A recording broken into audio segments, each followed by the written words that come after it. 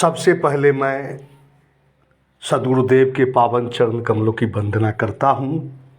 तत्पश्चात इस उपदेश को सुन रहे अध्यात्म प्रेमी सज्जनों, देवियों एवं माता एवं बहनों को कोटि कोटि साहेब बंदगी करता हूँ। आज मैं आप लोगों के बीच ये उपदेश लेकर के आया हूँ कि व्यक्ति जीवन भर दुखी क्यों रहता है। क्या ऐसा कोई उपाय है जिसे हमेशा खुश रहे। हे संतजनों, आज मैं एक ऐसे सूत्र लेकर के आया हूँ जिसको सुन लेने के बाद मनुष्य के जीवन में दुख सदा सदा के लेके दूर हो जाएगा। मनुष्य का मन बड़ा उपद्रवी है, दुख मन का स्वभाव है और मनुष्य के मन के अधीन रहने का आदत है। आनंद आत्मा का स्वभाव है, मनुष्य आत्मा को भूल गया है। प्रश्न उठता है कि दुखों से हमें छुटकारा कैसे मिले। दुख हमें बांधा नहीं है, दुख से हम खुद बंधे हैं। दुख ऐसी जंजीर नहीं है जो किसी और ने हमारी हाथों में डाली है। दुख ऐसा आभूषण है जो खुद अपने शौक से पहन रखा है। आइए एक सच्ची घटना से आप लोगों के बीच रूबरू कराने जा रहा हूँ। बड़ा सुंदर कहानी है। एक आदमी पहाड़ से कूदकर आत्महत्या करना चाहता है। वहाँ एक फकीर ध्यान कर रहा था। संजोगवश उसका नज़र उस व्यक्ति पर पड़ता है और वह उस व्यक्ति को पीछे से पकड़ लेता है। फकीर कहता है, पहले मेरी बात सुनो, फिर तुम्हारी मर्जी जो करना। बात क्या है जो तुम मरना चाहते हो? आत्महत्या करने वाले व्यक्ति कहता है, आप मुझे मरने से क्यों रोक लिया? मैं अपने जीवन से ऊब चुका हूं। शायद परमात्मा हम पर नाराज है। मेरे पास कुछ भी नहीं है। मैं जो भी काम करता हूं असफलता ही मिलता है। सोना छूता हूं मिट्टी हो जाता है। जिस दिशा में जाता हूं हार के सिवा कुछ नहीं हाथ आता। जीवन बोझ सा हो गया है। उस फकीर ने कहा, ठीक है, तुम मरना ही चाहते हो तो मरने से पहले मेरे लिए काम करो जिससे हमें भी कुछ लाभ हो जाएगा और मैं तुम्हारा ये एहसान कभी नहीं भूलूंगा। तब वो आदमी उस फकीर से कहता है, ठीक है, हमें क्या करना है? फकीर ने कहा, एक सम्राट है, उसके पास चलो। वह बड़ा झक्की किस्म का आदमी है, सनकी किस्म का आदमी है। अजीब चीजें इकट्ठी करने का उसको शौक है। वह आदमी सम्राट के पास जाने को तैयार हो जाता है और दोनों व्यक्ति उस सम्राट के पास जाता है।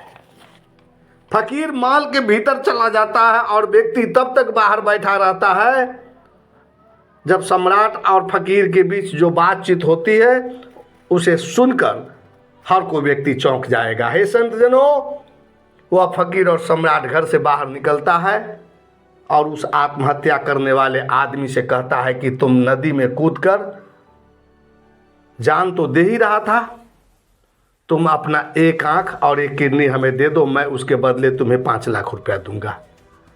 फकीर ने कहा, तुम तो मरने ही जा रहा था, तो ये सारे आंख, कान, नाक, दांत, किडनी, शरीर के अंग तो किसी काम का नहीं बचता। वह आदमी अब बिल्कुल चुप खड़ा है क्योंकि वह फकीर को कह चुका था कि मेरे पास कुछ भी नहीं और मरने को जा ही रहा था। कुछ ही पलों का मेहमान था, मगर जैसे ही ख्याल आया कि हमें 5 लाख रुपए केवल एक आंख और किडनी का मिल सकता है और उसके बाद भी मैं जिंदा रहूंगा, तब तो एकदम गरीब नहीं हूं मैं। उस आदमी ने गहरी सांस लेते हुए कहा, आप अपने आप को समझते क्या हो? मैं अपनी आंख नहीं बेच सकता। सम्राट ने कहा, दाम अगर ज़्यादा चाहिए तो बात करो, मैं 10 लाख देने को तैयार हूं। वैसे भी फकीर ने मुझे बताया है तू तो मरने ही जा रहा था, तू तो कह रहा था कि मेरे पास कुछ भी नहीं है। फकीर ने कहा, ये 10 लाख तो एक आंख और किडनी का है, तुम्हारे शरीर में और बहुत से अंग हैं। मैं तुम्हें करोड़ों रुपए दिलवा सकता हूं। वैसे भी तू तो मरने ही जा रहा था, तो तुम्हारे आंख भी मरता, कान भी मरता, दांत भी मरता, लीवर, किडनी सब मर जाता। वो आदमी खड़े होकर जोर से बोल उठता है, तुम लोग क्या हत्यारे हो, कैसी बात करते हो। तब उस फकीर ने कहा, मरने के वक्त तुम्हारा क्या ख्याल था। वो आदमी कहता है, अब मैं मर नहीं सकता।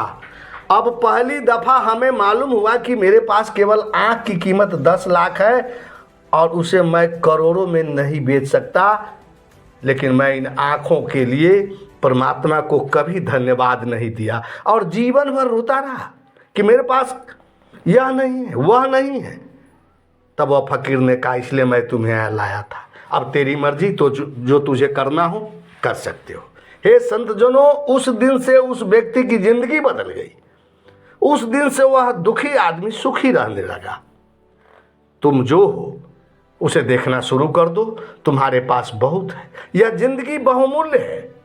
ज्ञान हो जाने के बाद कोई भी मनुष्य किसी भी मूल्य पर बेचना नहीं चाहता।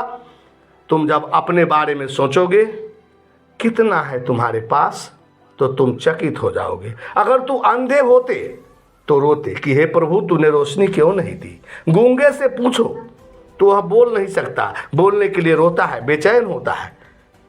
तुम पूछते हो कि दुख से मुक्ति कैसे मिलेगी। तुम खुद दुख अर्जित कर रहे हो। हे संतजनों, मनुष्य का शुद्ध रूप तो सच्चिदानंद स्वरूप है, परमानंद रूप है, लेकिन आत्मा परमात्मा का ज्ञान नहीं होने के कारण अत्यधिक इच्छाएं, मोह, स्वयं के वास्तविक स्वरूप के न जानने के कारण दुखी रहता है। भगवत गीता के अनुसार कामना से दुख का जन्म होता है। कामना न पूरी होने पर क्रोध होता है और लोभ जन्म लेते हैं, जो दुख का कारण बनता है। दूसरों से अधिक की उम्मीद रखना, वस्तुओं तथा विचारों से बहुत ज़्यादा जुड़ जाना, फिर उनके खोने के कारण दुखी होना, यही सब व्यक्ति के जीवन में दुख का कारण। अभाव को हटाओ, भाव को देखो। धूल मिट्टी भी अपूर्व है, क्योंकि मिट्टी से ही हम बने हैं और कल मिट्टी में ही मिल जाएंगे। मिट्टी हमारी जन्मदात्री है, मृत्यु के कारण ही जीवन है। मृत्यु न हो तो जीवन नहीं होगी, इसलिए मृत्यु को भी धन्यवाद। क्या कभी इस बात पर विचार किया है कि तुम एक बार जन्म ले लिए, फिर सदा के लिए जीवित ही रहे? तुम रह नहीं पाओगे, सदा के लिए जीवित तुम रह नहीं पाओगे। घबराओगे, परेशान हो जाओगे, आत्महत्या का भी कोई उपाय नहीं रहेगा, जहर से भी तुम नहीं मरोगे। क्या होगा? जीना कठिन हो जाएगा। इसलिए हे संतजनों, मृत्यु विश्राम देती है। जैसे कोई आदमी काम करते करते थक जाता है तो विश्राम चाहता है, वैसे ही जब आदमी 80-90 वर्षों का हो जाता है, जीवन से थक जाता है, उसे जीवन से विश्राम चाहिए। जैसे दिन के बाद रात अनिवार्य है, वैसे ही जीवन के बाद मृत्यु अनिवार्य है। सोच लो, नींद छोटी सी मौत है और मृत्यु बड़ी नींद है। दुख से छुटकारा पाने के लिए कुछ करना नहीं है, सिर्फ देखना है। और देखना क्या है? सम्यक दृष्टि। मनुष्य दुख स्वयं अर्जित कर लेता है। एक दुख जाता है, दूसरा दुख खुद बना लेता है। तुम्हारे पास 1000 रुपये हैं, तुम कहते हो 10,000 हो जाए तो निश्चित हो जाऊंगा। तुम 1000 रुपये का सुख उठा नहीं पाए और 9,000 का दुख पैदा कर लिए। बंधुओं, यह दुख तुम्हारी कल्पनाओं में है, कामनाओं में है, वासनाओं में है। एक दिन 10,000 भी हो जाएंगे, उस दिन भी तुम निश्चिंत नहीं हो। कहोगे कि अब 1 लाख के बिना काम नहीं चलेगा, तब वह 10,000 का सुख भी नहीं भोगा और 90,000 का दुख अर्ज लिया। लेकिन अब भी वह लाख में नहीं रुकेगा, वह 10 लाख को सोचना शुरू कर देगा, 50 लाख को सोचेगा, करोड़ का सोचेगा। उसके दुख का अंत नहीं। मनुष्य संतोष के बिना रोज दुख बढ़ाता चला जाएगा और दुखों से घिरता चला जाएगा। वह दुख का पहाड़ खड़ा करता चला जाएगा। दुख से मुक्त होना है तो सीधे तौर पर दुख से मुक्त होने का कोई उपाय नहीं है, सुख का उपाय है, और वह है उसका आनंद। जो नहीं है उसकी चिंता न करो। सुख का सूत्र है, जो तुम्हारे पास है उसके लिए परमात्मा को धन्यवाद दो। जो है पर्याप्त है। सदगुरु कबीर ने कहा कि मन तू पार उतर कहाँ जई हो, आगे पंथी पथ न कोई, कुछ मुकाम न पहियो, नहीं तह नीर नाव, नहीं खेवट नागुन खैचन हारा। धरती गगन कलप कछु नाही, ना कछु पार नवारा, नहीं तन नहीं मन नहीं अपन पौ, शुद्ध में शून्य न पहियो, मन तू पार उतर कहाँ जई हो।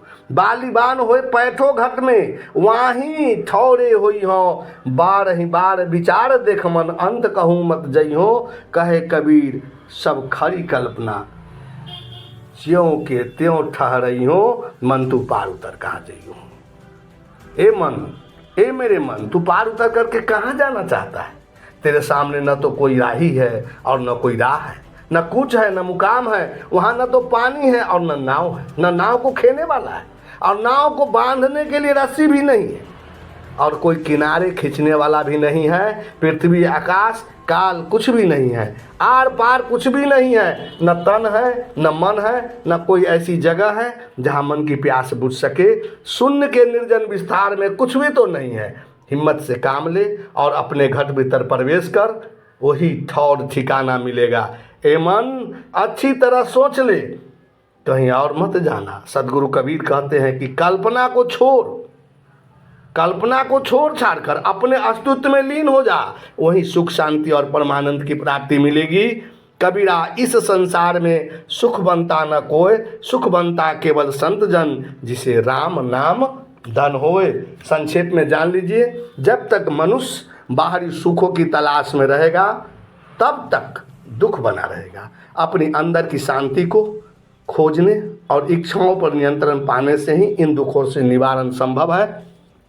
हे संतजनों, आप मेहनत करें, मजदूरी करें, रुपया पैसा कमाएं, इसलिए कि जीवन के लिए अर्थ की भी आवश्यकता है। लेकिन जो अर्थ आपने अर्जित किया है उसका सदुपयोग करें, आत्म शांति को प्राप्त करें, जीवन भर जो है परमात्मा को धन्यवाद दें। आप एक सुई लेकर के जब जा नहीं सकते हैं तो आपके पास जो है वो तो पर्याप्त है। साहब बंदगी, साहब बंदगी, साहब बंदगी।